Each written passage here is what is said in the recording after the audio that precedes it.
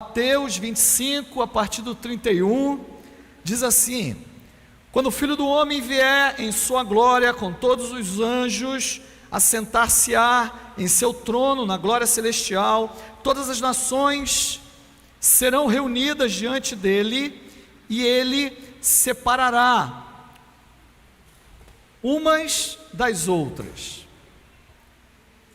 como o pastor separa as ovelhas dos bodes, e colocará as ovelhas à sua direita e os bodes à sua esquerda. Então o rei dirá aos que estiverem à sua direita: venham, benditos de meu Pai, recebam como herança o reino que lhes foi preparado desde a criação do mundo.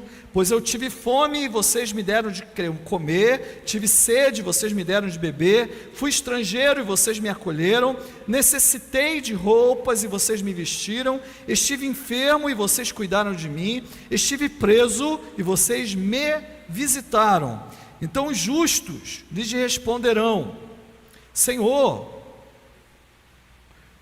quando te vimos com fome e te demos de comer, ou com sede e te demos de beber? Quando te vimos como estrangeiro e te acolhemos, ou necessitado de roupas e te vestimos? Quando te vimos enfermo ou preso e fomos te visitar? O rei responderá: digo-lhes a verdade, o que vocês fizeram a alguns dos meus menores irmãos, a mim o fizeram. Então ele dirá aos que estiverem à sua esquerda: malditos, apartem-se de mim para o fogo eterno, preparado para o diabo e seus anjos, pois eu tive fome, vocês não me deram de comer, tive sede e nada me deram para beber, fui estrangeiro e vocês não me acolheram, necessitei de roupas e vocês não me vestiram, estive enfermo e preso e vocês não me visitaram. Eles também responderão: Senhor, quando te vimos com fome e com sede, ou estrangeiro, ou necessitado de roupas, ou enfermo, ou preso, e não te ajudamos? Ele responderá: digo-lhes a verdade, o que vocês deixaram de fazer, alguns destes mais pequeninos, também a mim deixaram de fazê-lo, e estes irão para o castigo eterno, mas os justos para a vida eterna. Amém? Meus queridos, hoje a mensagem é para as ovelhas, amém? Hoje a mensagem é para aqueles que aceitaram a Jesus e receberam Jesus como Senhor e Salvador da sua vida. O contexto desse texto aqui é um contexto muito especial, porque é o contexto da Páscoa, é o contexto em que algumas horas depois o Senhor Jesus estaria indo para a cruz. O Senhor tinha entrado no domingo de Ramos em Jerusalém, recebido com festas, e de repente vai passando um dia, vai passando outro, ele vai ensinando uma coisa, vai ensinando outra, e ali perto da sexta-feira, no dia em que ele seria preso e crucificado, ele começa a falar várias parábolas, e uma dessas é essa aqui. Você vai falar: mas isso não é parábola? É parábola. Veja o contexto que está ali, leia a partir do capítulo 21, você vai entender o que o Senhor está fazendo ali. São os últimos discursos do Senhor. Jesus disse isso imediatamente antes da ceia, que nós celebramos aqui. Ele estava falando ao povo, e logo depois ele estava fazendo a ceia, e logo depois ele estava sendo preso, e logo depois ele estava sendo crucificado. Foi nesse contexto que ele fala isso. E meus queridos, se a última coisa que ele fala enquanto estava vivo é isso aqui, é porque isso aqui tem uma importância muito grande, assim como a última coisa que ele fala depois que ele ressuscita, também é muito importante. Se você for para Mateus 28, você vai falar: vão, façam discípulos de todas as nações, batizando em nome do Pai, do Filho e do Espírito Santo, ensinando-os a guardar o que vos tem ensinado, e estarei com vocês até o final dos tempos. Isso é o que ele diz em Mateus 28, mas aqui em Mateus 25, ele ainda está vivo, não foi crucificado, e as últimas palavras que ele está falando, é isso aqui que nós lemos. Depois, é ele no Getsemane, depois é ele na ceia, logo depois é ele no Getsemane, e logo depois é ele sendo crucificado. Então isso aqui tem uma importância muito grande.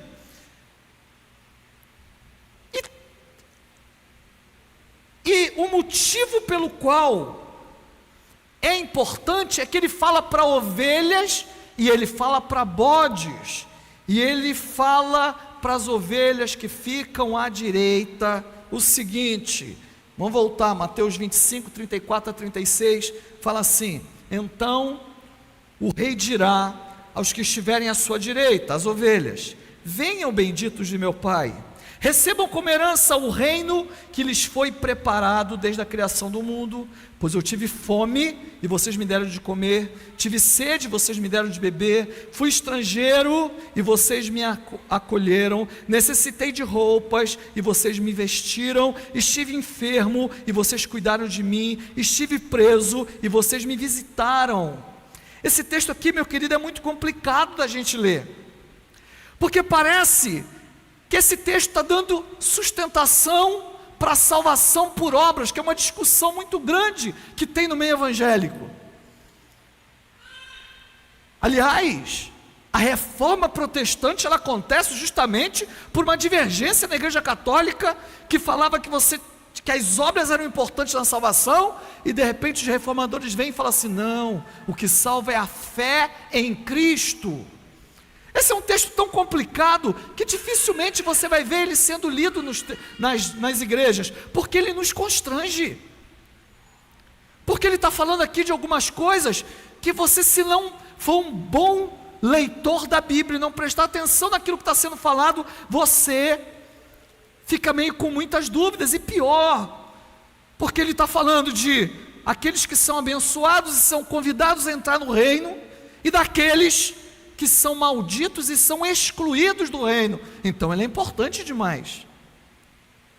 Meu querido, a Bíblia, ela deixa muito claro que o que salva o homem é a fé na pessoa de Cristo. Jesus mesmo falou e enfatizou isso de muitas formas: eu sou o caminho, a verdade e a vida, eu sou a porta, eu sou o tempo todo ele jogava a salvação na pessoa dele. Eu sou a ressurreição e a vida, eu sou o caminho, a verdade e a vida, ele se colocava o tempo todo como o caminho. Mas quando você lê esse texto aqui, se você não conhecer a Bíblia direito, você fica meio tonto com isso aqui, e é uma mensagem extremamente importante, principalmente para as ovelhas. João diz, naquele texto famoso que a gente gosta de falar, João 3,16, assim, porque Deus tanto amou o mundo que deu seu Filho unigênito, para que todo aquele que nele crê não pereça, mas tenha vida eterna. Ele está falando da fé em Cristo, ele está falando da salvação por meio de uma pessoa, que é o Senhor Jesus, que se entregou na cruz. A igreja entendeu isso muito antes, que não era por obras que se obtinha a salvação. O ladrão na cruz foi o maior exemplo, e Jesus, para ninguém ficar com dúvida, chega para o ladrão da cruz, que confessa a ele naquele momento: lembra-te de mim, mestre, quando entrares no paraíso. E ele fala: hoje mesmo estarás comigo no paraíso, sem que ele tenha dado nada de beber, nem de comer, ele não participou de ceia, ele não foi membro de igreja, não entregou dízimo, não deu oferta, não fez absolutamente nada, mas ele confessou a Cristo, e ele foi salvo naquele momento, diz o texto. Paulo também diz algo categórico, Efésios capítulo 2, versículos 8 e 9, fala assim: pois vocês são salvos pela graça, por meio da fé, isto não vem de vocês, é dom de Deus, não por obras, para que ninguém se glorie. Então, meu querido, não são obras que salvam alguém, mas a fé em Cristo. E entre as coisas tão importantes que Jesus ensinou, imediatamente antes dele ir para a cruz, ele vem e fala, Mateus 25, 34, 36, eu vou insistir para que os irmãos prestem atenção.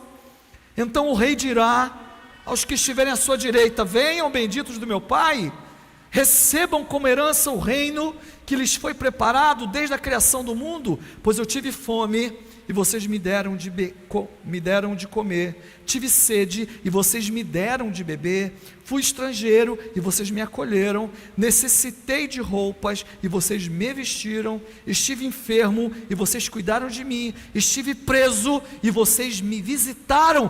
Como a gente contemplar esse texto, meus irmãos?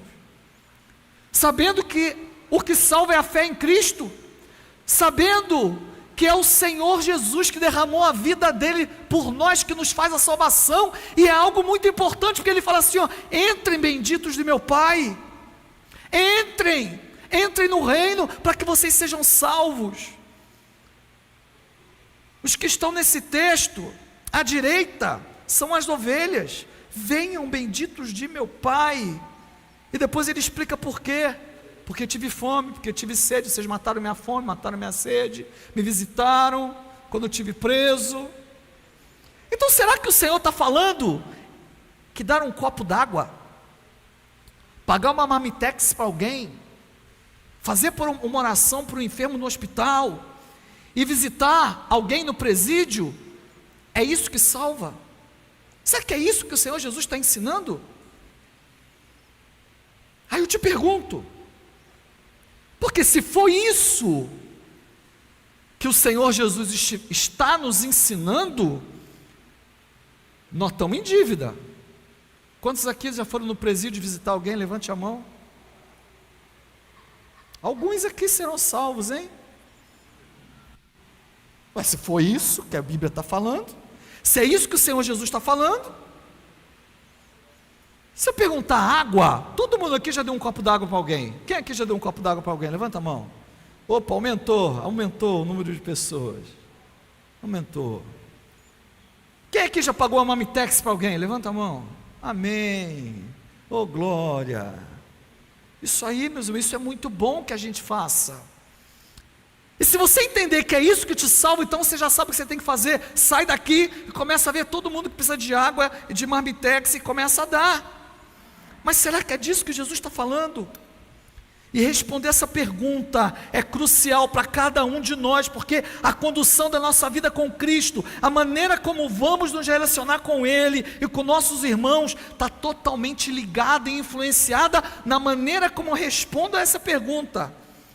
Se Jesus estiver falando que a salvação depende de você dar um copo d'água, uma marmitex, acolher um estrangeiro na sua casa, então você já sabe o que você tem que fazer quando sair daqui. Mas como nós podemos aceitar que é isso que Jesus está falando, se Ele próprio se coloca como a salvação, e a igreja diz que o que salva é a fé em Cristo? Como Cristo falou várias vezes, e como a palavra de Deus enfatiza tanto, os apóstolos enfatizaram tanto, como que pode? Por que uns são condenados e outros absolvidos?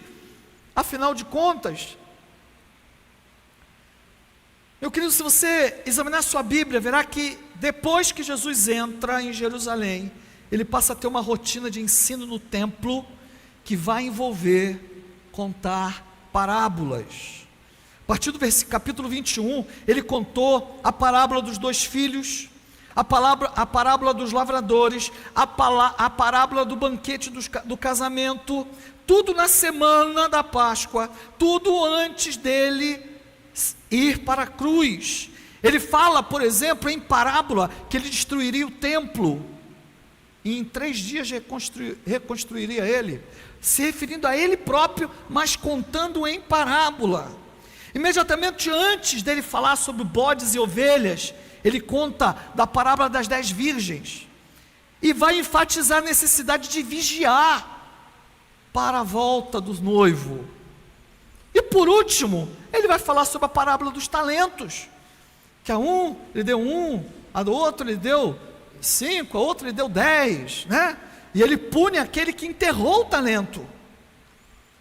E ele está falando as últimas coisas, e são coisas extremamente importantes. Mateus coloca isso imediatamente antes. Se ele contou em outra época, ele torna a contar de novo. E aqui Mateus coloca imediatamente antes dele ir para a cruz. E aí Jesus emenda nessa parábola dos talentos, se você olhar na sua Bíblia, e aí você vai ver que ele emenda e fala sobre a separação de ovelhas e bodes, que é o texto que nós estamos lendo. Ele fala em modelo de parábola essa história, perceba a maneira como ele conta. Então Jesus usa elementos e símbolos para ensinar uma verdade, porque contar uma parábola é você usar exemplos, é você usar comparações e aplicar a eles um fundo moral, uma verdade espiritual. É isso que Jesus fazia. E assim como lâmpadas, olhos, talentos não são exatamente olhos, lâmpadas e talentos, da mesma forma, tive fome, tive sede, estive preso, também não são literalmente essas coisas. Vamos ver o que Jesus está falando. Mateus 25,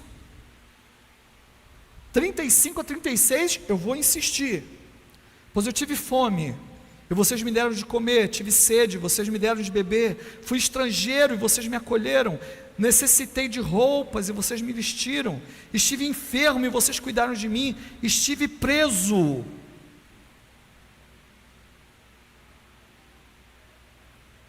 E vocês me visitaram. Preste atenção aqui, meu irmão.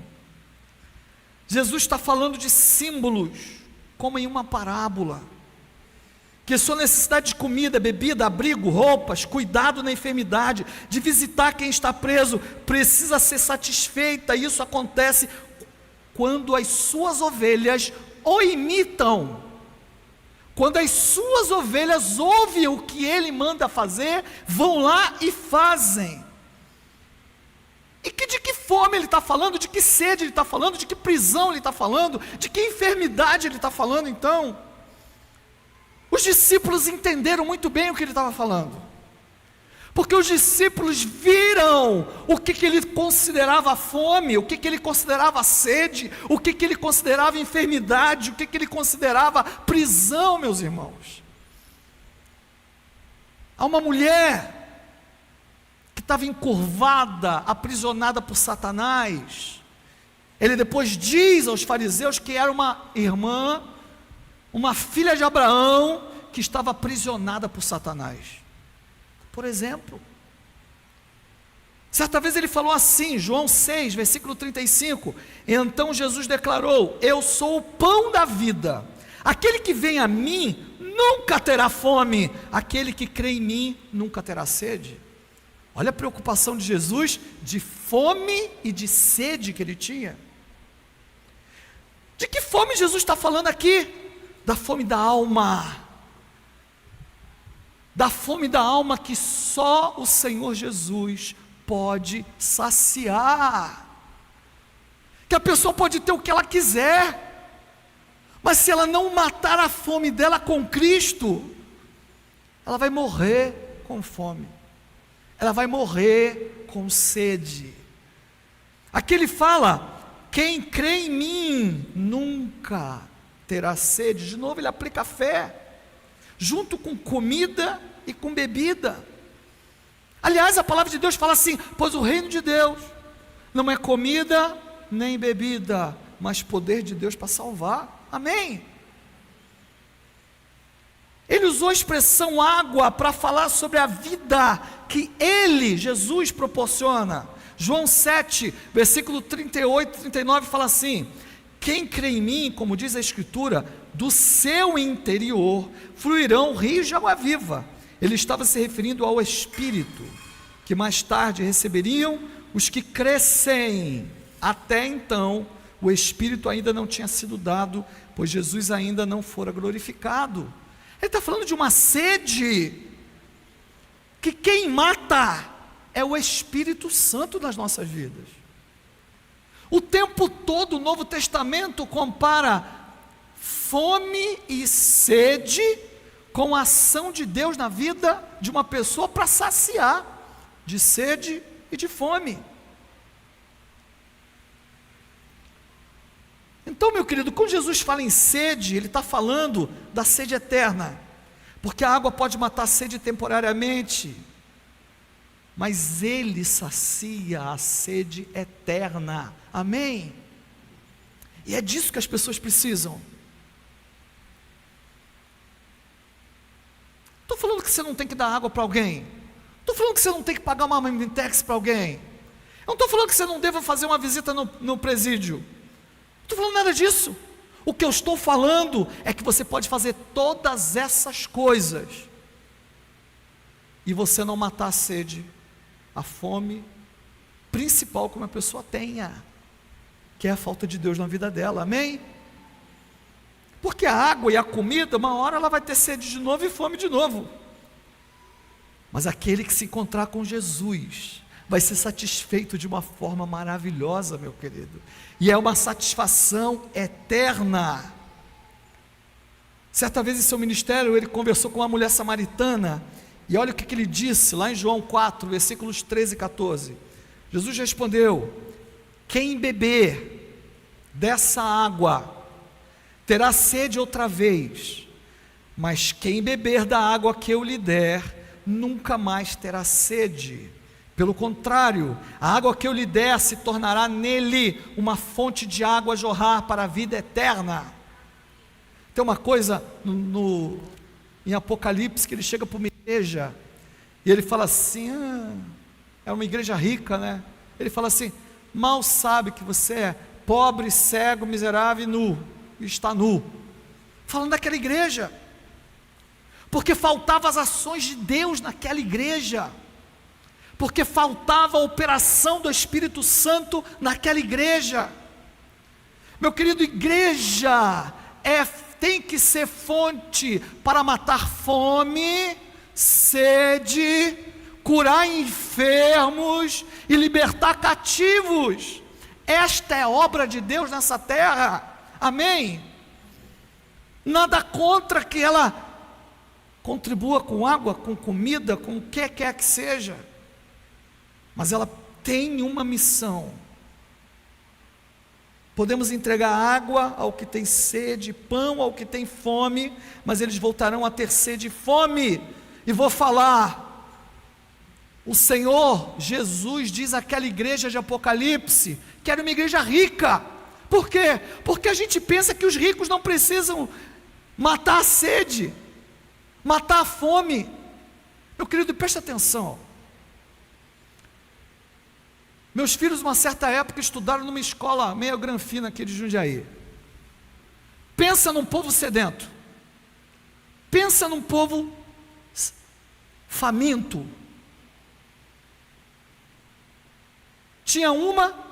Eu lembro de uma reunião que eu fui, que estava a professora falando que os pais deveriam conversar mais com seus filhos, e ela pede para falar, levanta, e aí todo mundo para, achando que ela ia falar alguma coisa importante. Ela vira e fala assim, olha, eu conversei com a fulana, eu converso muito com a fulana, que era a filha dela. Essa fulana, eu já tinha ouvido falar o nome dela várias vezes lá em casa. Pensa numa menina que aprontava todas. Eu ouvia falar sempre o nome dela. Aí ela vai, levanta e fala, porque nós estávamos em Nova York, e a gente andando em Nova York, nós sentamos no Central Park, e eu conversei, tive um papo com ela. Ela queria apenas dizer que ela tinha estado em Nova York.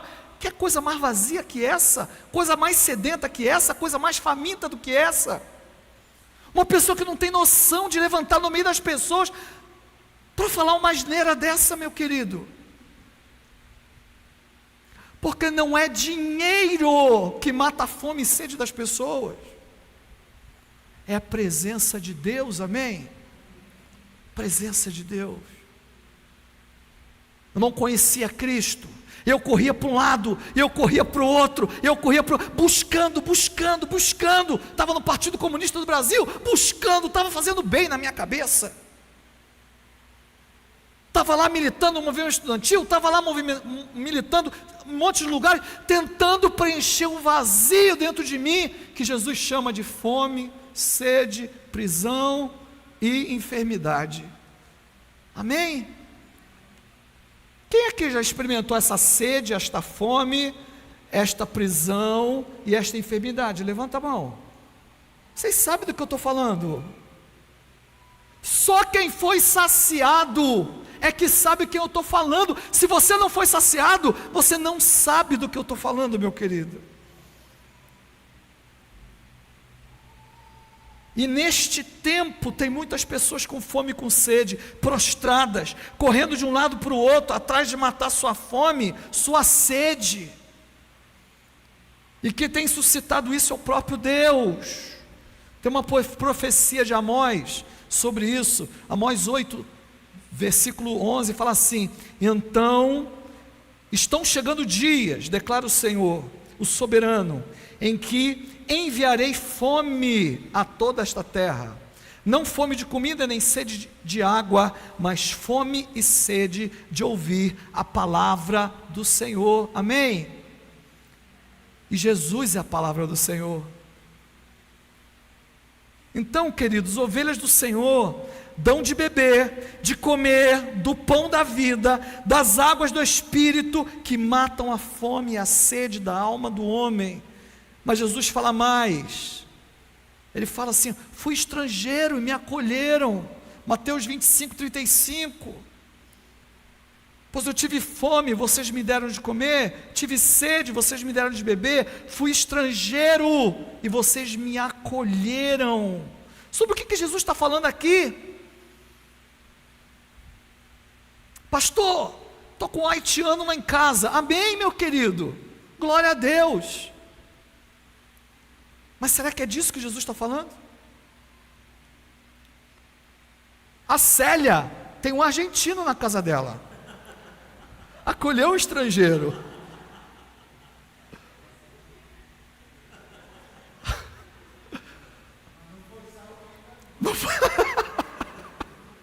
Não foi salvo ainda, Martim? Tive sede, vocês me deram de comer, fui estrangeiro e vocês me acolheram. Sobre o que Jesus está falando aqui?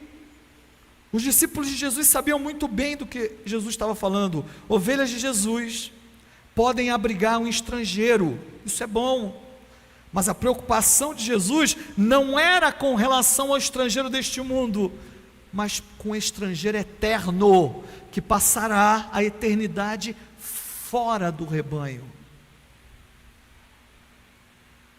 A visão de Jesus é eterna, não é uma visão passageira, de 50 a 70 anos aqui nessa terra.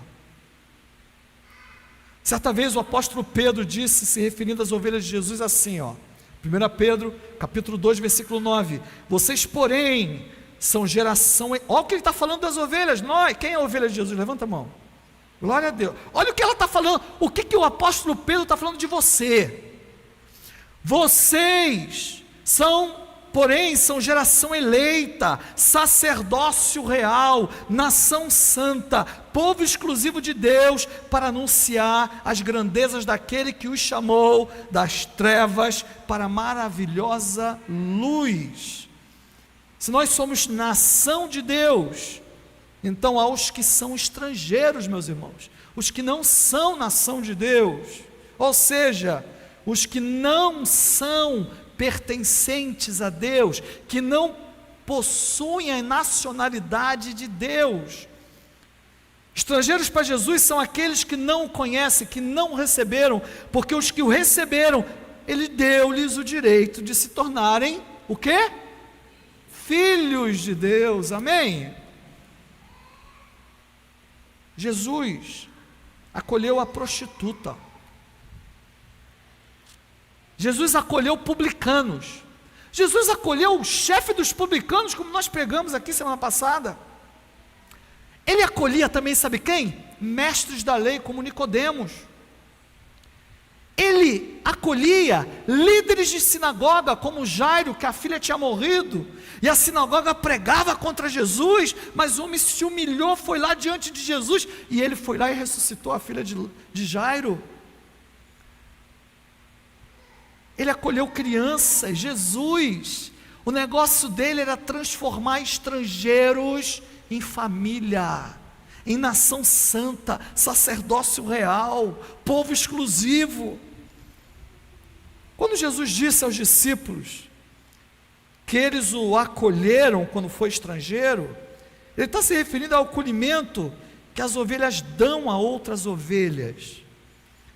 João 10, versículo 16 fala assim: tenho outras ovelhas que não são desse aprisco, é necessário que eu as conduza também, elas ouvirão a minha voz, e haverá um só rebanho e um só pastor, amém? Porque o Senhor tem chamado ovelhas, meus irmãos, que você nem imagina, no meio da sua família, no meio do seu trabalho, no meio das pessoas que te cercam, no meio da tua vizinhança, tem ovelhas que estão ouvindo a voz do Senhor, e Ele quer usar a sua vida, porque nós cantamos aqui, naquele cântico hino, né? O pessoal fala assim, como é que fala mesmo? Eu vou brilhar, como é que é? Vocês têm que brilhar? Como é que é mesmo esse cântico aqui? Filho meu, chegou sua hora de brilhar. Aí você imagina, né? Com uma roupa brilhosa, com os focos em cima de você. Não é nada disso, meu irmão. Esse brilho que nós cantamos é o brilho do Espírito Santo na sua vida. Lembra quando Jesus falou que Ele não acende candeia para colocar debaixo da cama, mas quando você acende uma candeia para colocar, porque vocês são a luz do mundo, amém? Sabe o que é luz do mundo? Sabe o que Jesus está falando? Vocês são o farol que ilumina no meio da escuridão. As pessoas estão vivendo na escuridão e olham de longe e veem uma chama acesa, e ela vai se aproximar dessa chama, porque essa chama chama atenção no meio da escuridão, amém? É disso que o Senhor está falando. Nós somos faróis neste mundo de escuridão, de desgraça, de doença, de medo, de desespero, porque é isso que as pessoas estão vivendo. Só que a gente fica na nossa bolha. Hoje fala muito de bolha, né? É bolha bolsonarista, é bolha lulista, é bolha não sei o quê, mas tem a bolha cristã, a bolha das igrejas, que acha que o mundo está tudo resolvido, e não está. Se você abrir teus olhos, você vai ver os sedentos que estão ao seu redor, os famintos que estão ao seu redor, as pessoas que estão em desespero, doentes, oprimidas por Satanás.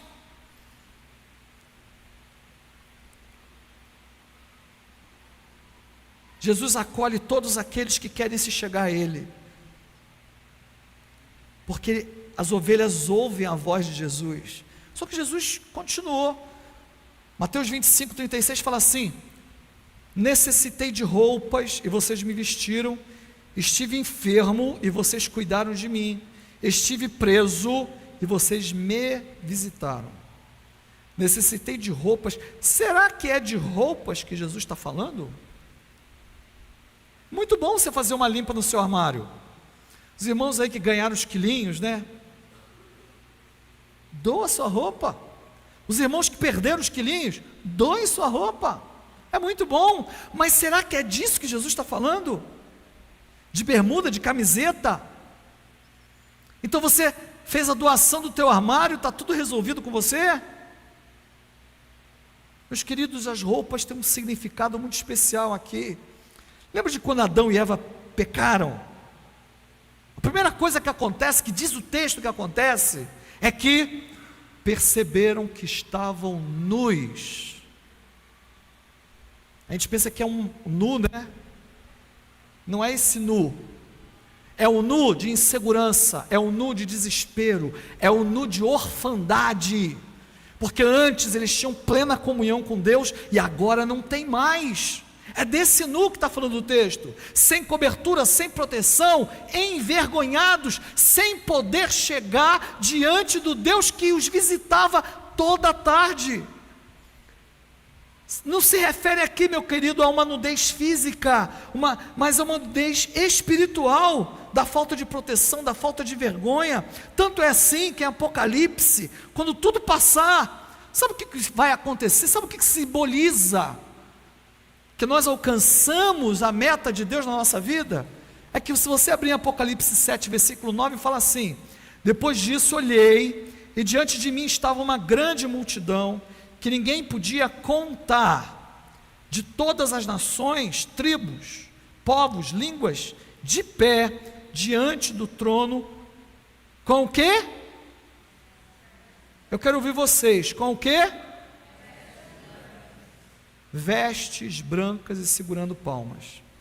Vestir alguém, meus irmãos, é ajudá-lo a se revestir da glória de Deus, porque vestes brancas significam glória, e quem nos reveste de glória é o Espírito Santo, amém? Não estamos nus mais, porque possuímos o Espírito Santo.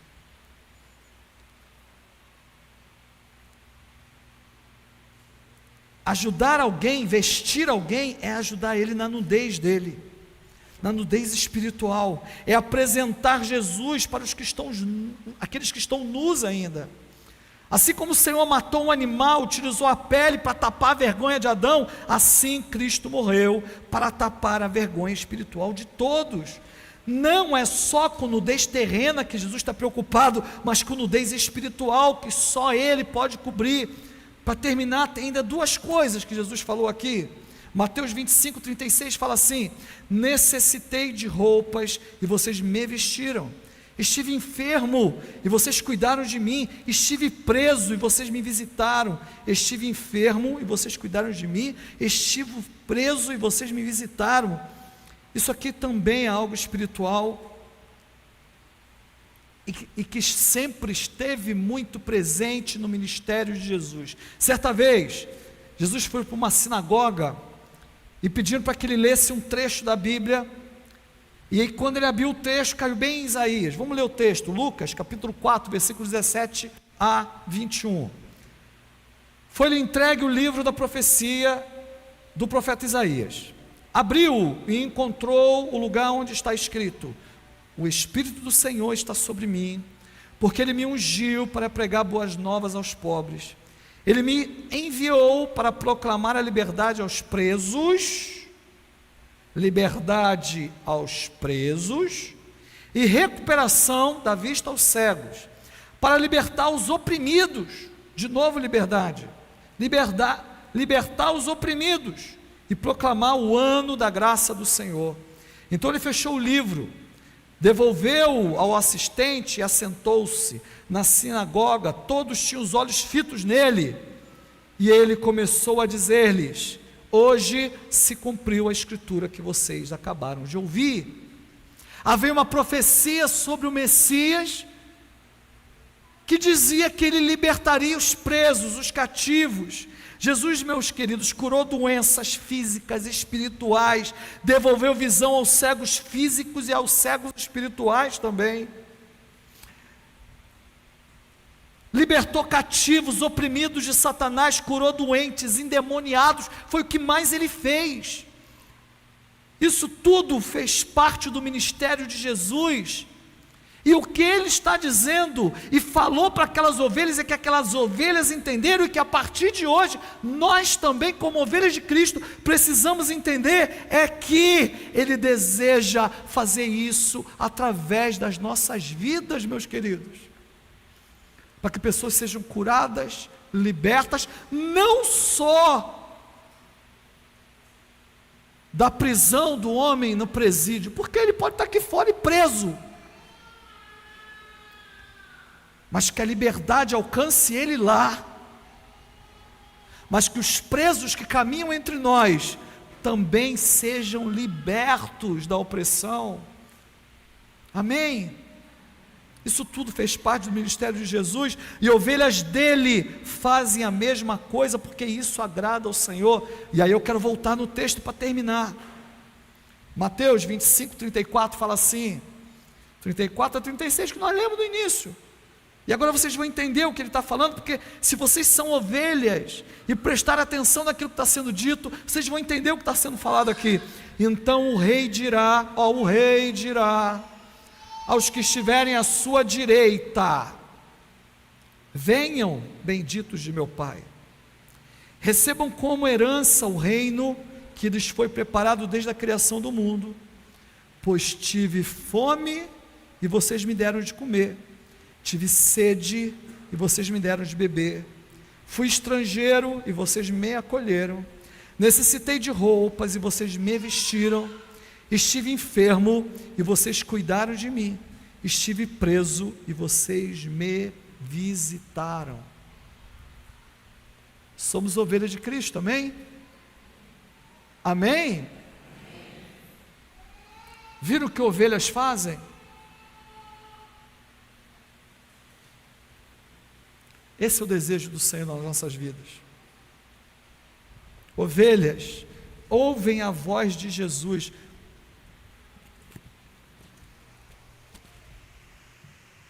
Nós vamos cantar o hino, tá?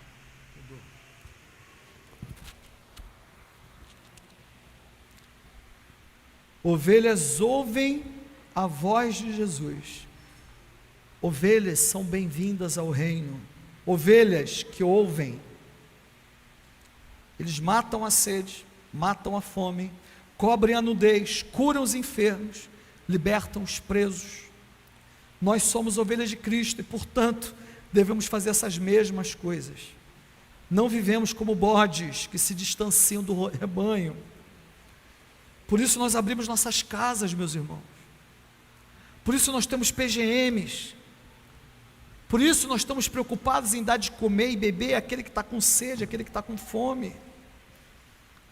Ali nós oramos para que haja libertação, para que haja cura. Tem uma maneira prática que nós fazemos para fazer isso. Você precisa se envolver com PGM. Você precisa ser um líder de PGM. Você precisa abrir tua casa para um PGM. Ali nós curamos doenças físicas e espirituais. Nós libertamos cativos de Satanás. E tudo isso, meu querido, demanda sacrifício. Por isso que Jesus falou, para a gente pegar nossa cruz e seguir. Por isso que Romanos fala, rogo-vos, pois, irmãos, que apresenteis como sacrifício vivo, santo e agradável ao Senhor, que é o vosso culto racional. Amém? Somos sacrifício de Jesus, porque temos uma missão, fazer discípulos, lá de Mateus 28, mas também de dar de comer àquele que tem sede, dar de beber para aquele que tem sede, dar de comer para aquele que tem fome, visitar o enfermo, curar o enfermo, visitar o que está aprisionado por Satanás, e assim por diante. Porque se somos ovelhas, é isso que o Senhor deseja, para que a gente possa ouvir: bem-vindos, benditos de meu Pai, recebam como herança o reino. Não seremos contados como bodes, que não dão de comer a ninguém, não dão de beber a ninguém, não recebem estrangeiros, ficam regulando se vão abrir sua casa ou não, não vestem, não curam, não libertam. Só as ovelhas do aprisco do Senhor, meus irmãos. As ovelhas é que ouvem a voz de Jesus, como Ele mesmo disse: minhas ovelhas me ouvem. O que você está fazendo com seus talentos? Os talentos que o Senhor deu a você. De quem você tem matado a sede espiritual? Não vou pedir para você levantar a mão. Responde para você: de quem você tem matado a fome espiritual, a sede espiritual? A quem você tem acolhido? Não pastoreia um PGM, não alimenta um faminto, não liberta um cativo, não atrai ninguém para si, muito menos para Jesus, não abre casa para um estrangeiro, tendo oportunidade de fazê-lo. Tem gente que não tem oportunidade, mas tendo oportunidade de fazê-lo. Se você é ovelha, meu querido, não aceita esse tipo de vida de bode na sua vida. Se você é ovelha, viva a vida de ovelha, não seja bode no meio das ovelhas. O reino de Deus é para ovelhas e não para bodes, porque bodes ficam à esquerda. E aqui hoje eu não preguei para bodes, amém? Eu preguei para ovelhas. Ovelhas que precisam ouvir e obedecer. Vamos ficar em pé?